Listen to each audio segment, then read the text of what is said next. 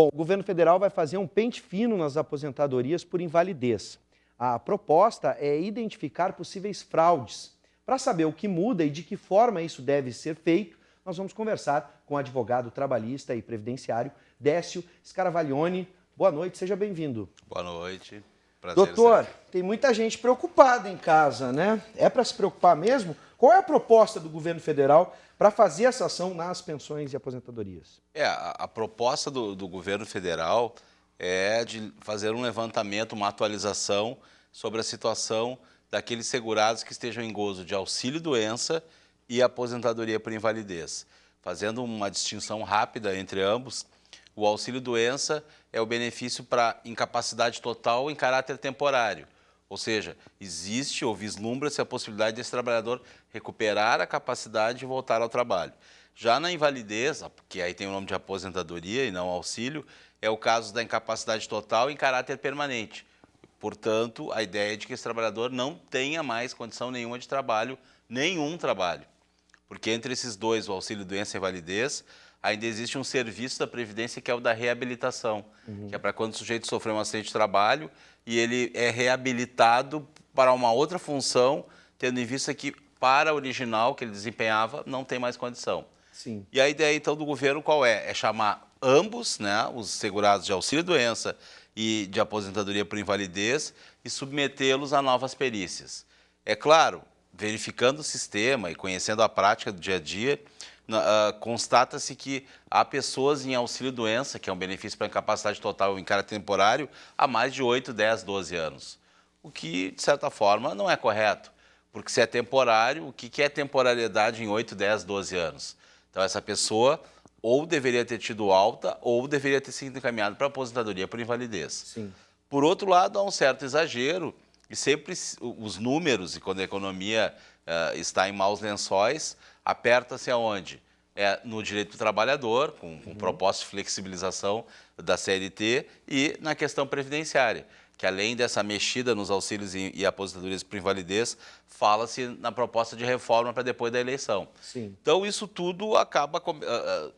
os governos sucessivos acabam cometendo exageros, é a vassoura nova que varre uma maravilha.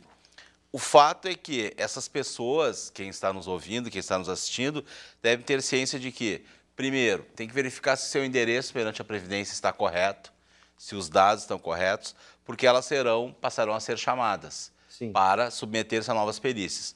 Quem não receber o chamado poderá o INSS encarar como uma desistência do benefício, pode-se até cogitar que a pessoa nem exista mais. Então é interessante que se mantenha o endereço atualizado, é interessante que se mantenha os atestados médicos para quem continua o tratamento, ou seja, quem efetivamente continua incapacitado para o trabalho, porque daqui a pouco isso pode ser encarado também como o fato de estar curado. Bom, não trouxe nenhum atestado médico, laudo particular, exames, significa que está apto. Ou muito antigo também? Ou muito antigo. E muitas vezes não é bem isso, porque Sim. há uma dificuldade em marcação de consultas pelo SUS, procedimentos, exames, nem tudo está acessível ao povo, sem dúvida, né, o povão, como se diria. De outra banda, o que acontece? Na aposentadoria por invalidez, todo cidadão que tiver mais de 60 anos, que é o conceito legal nosso do Brasil para quem é idoso, não pode ser chamado para revisão pericial.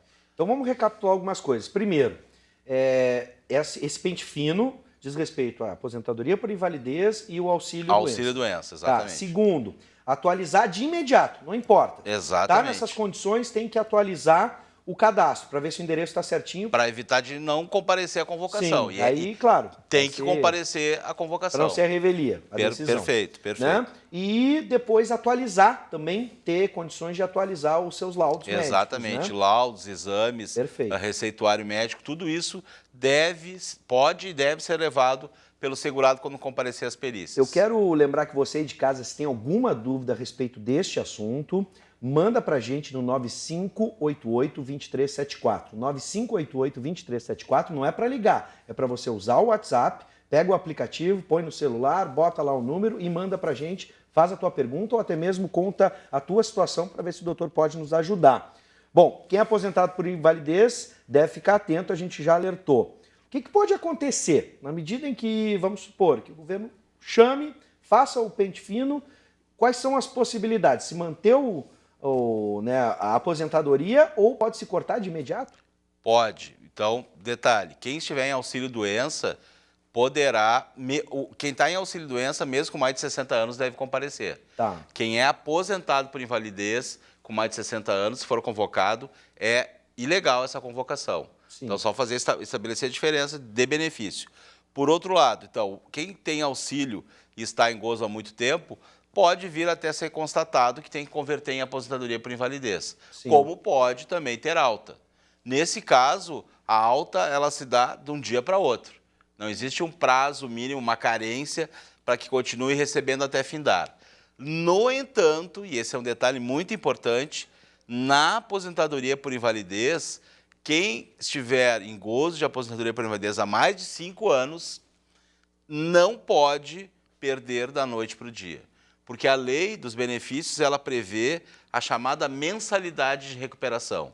Então, durante 6 meses, o cidadão passa a receber 75% do benefício, baixa 25%, caso se constate que ele tem que ter alta. Sim. Então, 75% nos 6 primeiros meses, 50% nos próximos 6, nos outros 25%, e aí findou o benefício. Ou seja, ainda durante 18 meses ele vai receber parte dessa aposentadoria, que é, de certa forma, uma maneira dele se programar para tentar voltar a esse mercado de trabalho tão difícil como tu dizias antes. Sim. E a reportagem flagrava que é o aumento percentual do desemprego no país. Sim, mas ainda fica difícil, né? Mas tem uma carência, então, claro, para esse aposentado por invalidez que esteja há mais de 5 anos com esse benefício. Para o auxílio-doença não tem.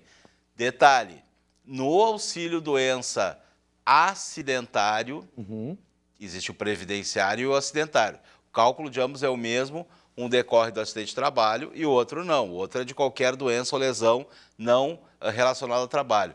O trabalhador, se tiver alta, tem uma estabilidade que a lei prevê de 1 ano e a empresa, então, ele voltando, se ele é empregado, sim, evidentemente, ele retorna e não pode ser desligado durante 1 ano. Esse tem uma estabilidade na alta do benefício. Na verdade, do pente fino a gente já vai distribuindo outras informações, mas serve para todo mundo que deve estar muito ansioso. Sim.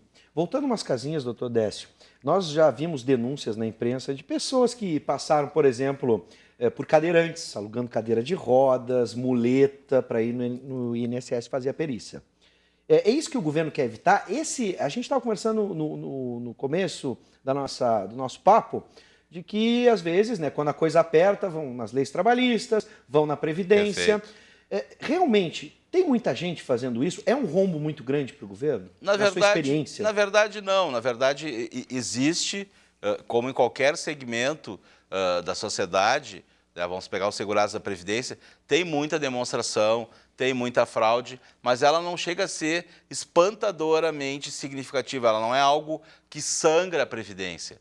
O que existe, me parece mais, e aí talvez as pessoas eticamente fiquem no silêncio e não se apresentam para dizer que não precise mais, é esse caso que eu coloco, onde no auxílio-doença, que é para incapacidade total em caráter temporário, um sujeito fique 8, 10, 12 anos em auxílio-doença. Ora, se ele é, entre aspas, provisório, ele pode ou não ser uma passagem para invalidez.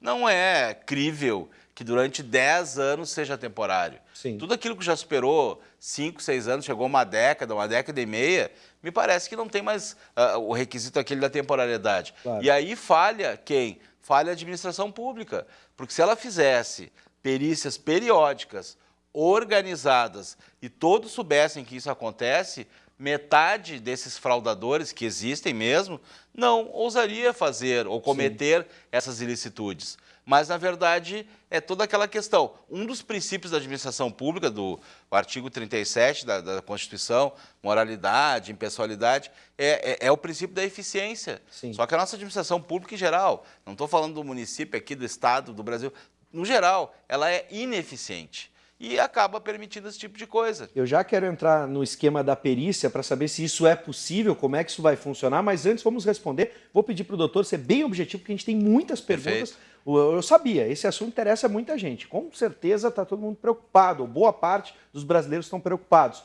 O Marcos Ávila, de Gravataí, diz assim, ó, boa tarde, gostaria de saber o seguinte, meu filho tem 33 anos e está internado em uma fazenda para recuperação de drogados pela terceira vez. Cada vez ele fica 9 meses e ele pode receber auxílio-doença por ser incapaz de não se manter. Ele é solteiro e mora conosco, os pais, e não temos condições de mantê-lo. Como proceder?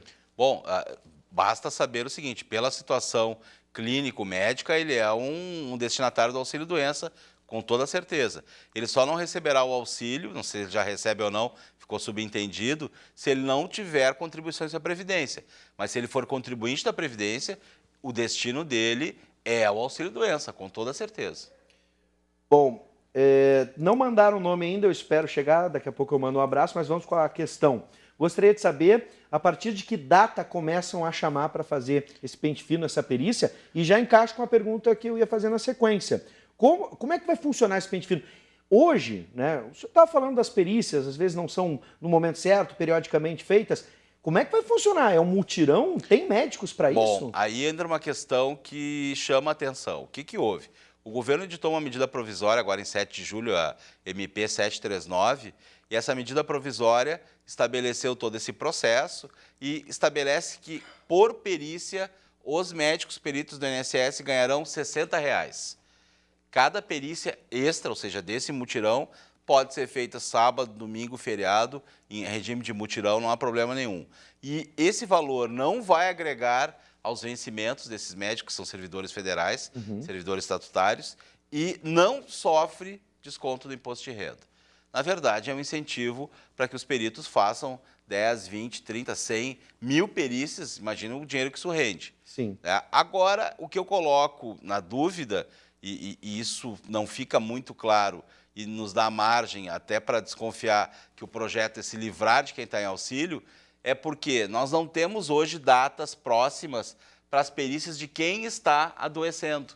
Então, não se consegue atender bem quem não tem auxílio invalidez e vai se fazer um programa que pode até detectar quem são os fraudadores, ok? Nada contra, mas eu acho que a prioridade é atender primeiro quem está adoecido e não consegue marcar uma perícia para amanhã, senão, às vezes, dependendo da agência do INSS, para 1, 2, 3 meses. Então, soa estranho que eu não consiga atender a minha clientela nova, clientela entre aspas, né, o segurado, o INSS, eu falando como se fosse o INSS, e eu vá projetar, então, mutirões para retirar, quem sabe, benefício de quem está em gozo. Eu acho que em tudo o equilíbrio. Sim. Deveria ter um incentivo também para as perícias que são fora do mutirão, Claro. fora dessa ordem do dia nova. São pessoas que podem estar em estado de calamidade, de emergência naquele momento. Exatamente. Né? Bom, a gente está com tempo curto, deixa eu mandar um abraço para a Maria, que fez a pergunta, Maria de Gravataí. Um abração, Maria. Obrigado pela audiência. Estou vendo sobre aposentadoria, minha filha, especial cadeirante, não fala e não caminha. Como fica o meu caso? Sou mãe da Adriele e ela tem 10 anos. Tem como ela se aposentar, ou eu como mãe, já que dedico, né, o tempo inteiro, integral para ela? É a Denise, de Sapucaia do Sul. Vocês estão de parabéns por essa informação muito importante. Estamos fazendo nosso trabalho. Obrigado pela audiência. E você aí nos assistindo nos ajuda muito a gente manter esse nosso trabalho. Doutor Décio, e agora? Bom, a questão da menina especial, né, na verdade, hoje se chama pessoa com deficiente ou deficiente, ela não vai ser destinatária de nenhum benefício por si só em função disso. Porque hoje existe a aposentadoria especial do deficiente, que demanda menos tempo que a aposentadoria normal. A mãe, só por cuidar dela, também não. O que nós vamos ter que analisar é o agrupamento familiar delas, se não houver ninguém que tenha renda, um pai aposentado ou em vias de aposentadoria, elas vão poder receber o benefício da assistência social, que o pessoal vulgarmente chama de LOAS, é o benefício de prestação continuada, BPC ou LOAS, e é um salário mínimo para quem nunca houver contribuído para a Previdência, mas não tiver de onde tirar o seu sustento. Então, essas duas, né, tanto a nossa telespectadora quanto a filha, poderão no futuro, a menos que hoje já não tenham quem a sustente. Mas isso é um benefício que se pede perante o INSS e é concedido pelo INSS, mas não é da Previdência, é da assistência social. Perfeito. Tem que pegar a informação correta. A princípio, são destinatárias desse benefício. Viu, Denise? Atenção, vamos para a última pergunta. Infelizmente o tempo está acabando, mas vamos atender a Mireia. Olha só, não teria direito... Ela pergunta o seguinte: sofri um acidente não foi na empresa e fiquei afastada há 3 meses. No meu retorno, trabalhei 2 meses e fui demitida. Está correto isso? Eu não teria direito a uma estabilidade? Perfeito. Nós temos que ver se esse acidente está ligado ou não ao trabalho. Porque o acidente de trabalho, ele, na verdade, não é só aquele que acontece durante o trabalho. No horário do almoço, o trabalhador está à disposição da empresa, na ida e na vinda também, e inclusive num churrasco, numa confraternização sábado da empresa, se acontecer um acidente jogando vôlei, futebol, também é acidente de trabalho. Sim. Então, o conceito de acidente de trabalho é bem amplo. Se tem a ver com o trabalho, está errada a demissão ou a despedida, que é o termo correto, e ela não poderia ter sido despedida. Então, ela pode buscar, quem sabe, a reintegração na Justiça do Trabalho, demonstrando a relação da lesão com o trabalho, consequentemente vai para o benefício previdenciário, que no caso não é nem previdenciário acidentário, e se tem alta, como eu disse antes, tem estabilidade de 12 meses. Muito bem, viu, Mireia? Então, corra atrás dos seus direitos e isso realmente aconteceu, apure, porque você tem direito e a gente está aqui fazendo o nosso trabalho, levando informação para todas as pessoas. A gente não quer apavorar ninguém, né, claro, doutor? Com certeza. Então, a informação Fiquem tranquilos. Fiquem tranquilos. Compareçam às perícias na medida do possível. Algumas pessoas têm problema de deslocamento, algum familiar pode informar isso no INSS. Não tem como levar, está em cima de uma cama. Em suma, compareçam, mantenham o endereço atualizado. O que houver de injustiça pode ser reparado no Poder Judiciário. Perfeito. Certo? Tá no bom. mais, fiquem tranquilos. Doutor Décio, obrigado por nos acalmar. Só quem está preocupado é aquele que realmente fraudou. Aí meu filho. Esse merece estar preocupado. Esse merece, né? Esse não merece nem receber o benefício. Muito bem. E no andamento dos trabalhos, podemos voltar, porque vai acontecer muita coisa a partir de setembro por aí. E também, eu vou te colocar aqui o seguinte, outra pauta do dia, reforma da Previdência. Essa vai apavorar todo mundo, vamos fazer o seguinte, que é para depois da eleição. Vamos fazer o seguinte, 2 visitas já estão marcadas. Perfeito. Uma para a gente falar sobre o processo, quando iniciar, né, desse pente fino da Previdência, e depois a gente fala, depois das eleições, a gente fala sobre a tão falada reforma da Previdência. Obrigado, doutor Décio. Nada, eu sempre que muito claro e direto. Obrigado, Isso é muito bom. Muito obrigado.